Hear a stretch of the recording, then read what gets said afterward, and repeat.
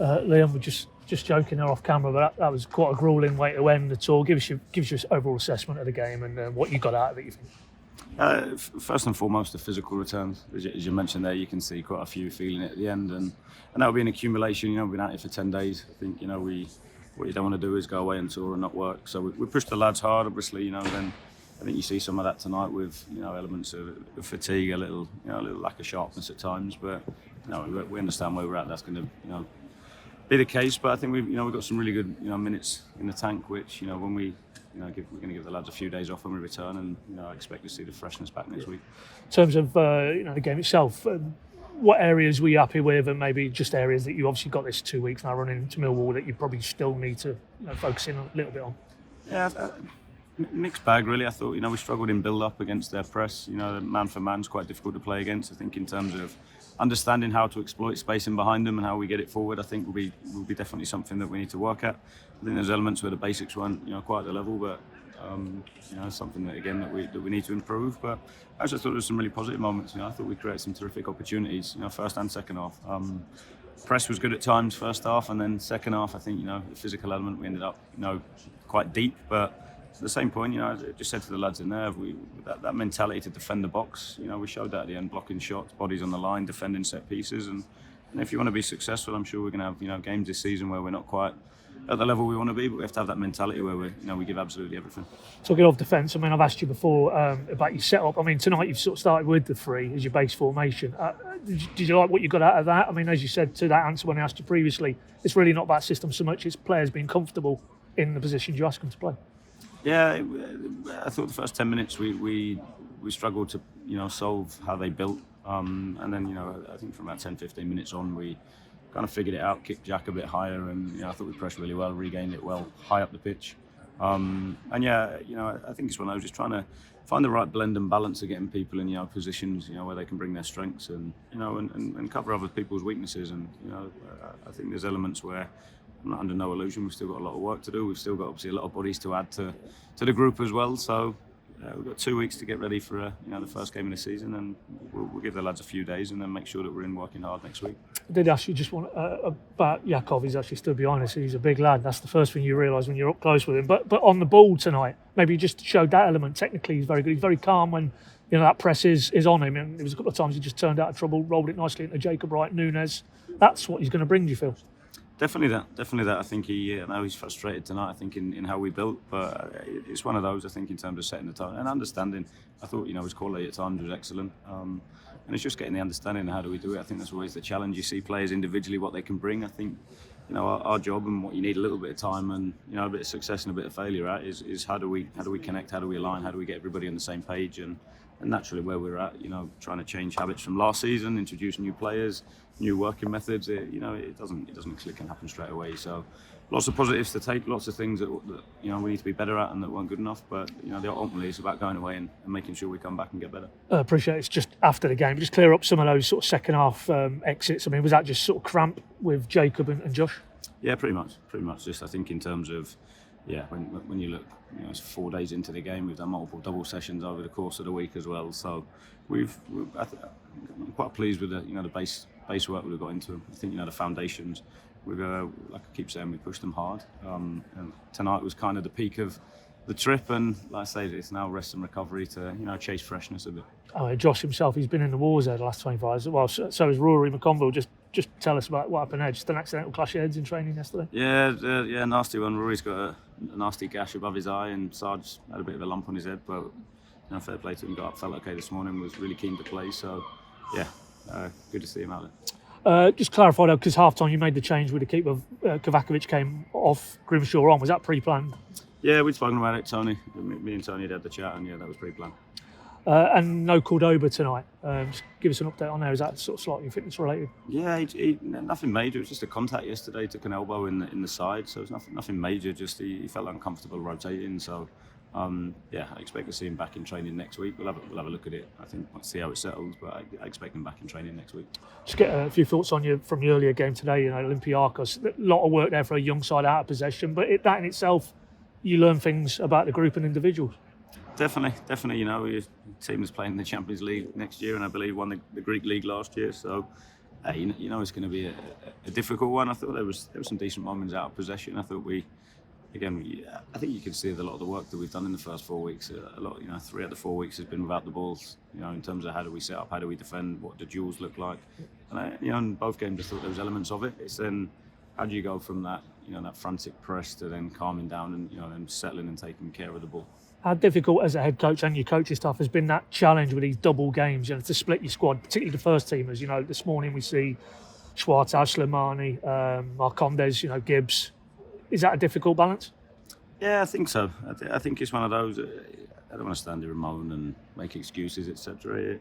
It's been a challenge, I think, just in numerous aspects. But I think we got so much out of it as well. So, of course, there's elements that have changed, that are done differently. But I think at the same point, we've had a terrific 10 days. I think the lads have been first class in how they've worked. Some of the cultural stuff that I believe is really important. I think we've put some good groundwork in on that. I think we've introduced the lads to a lot of aspects. So I think now it's a case of revisiting and refining, improving. So I think there's a huge amount around physically pushing them, but we've mentally pushed them as well with a huge amount of content, which that takes a little bit of time to sink in. Yeah, and obviously, you need to do that base level work, whether it's the fitness or the tactical side or the cultural side, and now you can start to refine it as you build it in the Millwall with maybe more of the work on the ball and being a little bit sharper in certain areas.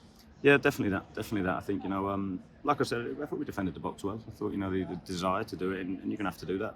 Over a 46-game championship season, we're not going to be at our best all the time. What do you then fall back on? And that's, where you're going to have to dig deep. You're going to have to be willing to run and, like you saw in the box tonight, put your body on the line. So we're trying to change certain habits, from last year, or we're trying to build new connections, and that doesn't happen overnight. One or two of the lads not involved tonight. I asked you after previous weekend's games, just an update on him. No Quistgarden tonight. Is that again just earlier in his pre-season? Got to be careful how you manage him. Yeah, pretty much that. He'll be training next week as well. So we'll just keep increasing where he's at, and expect to see him soon.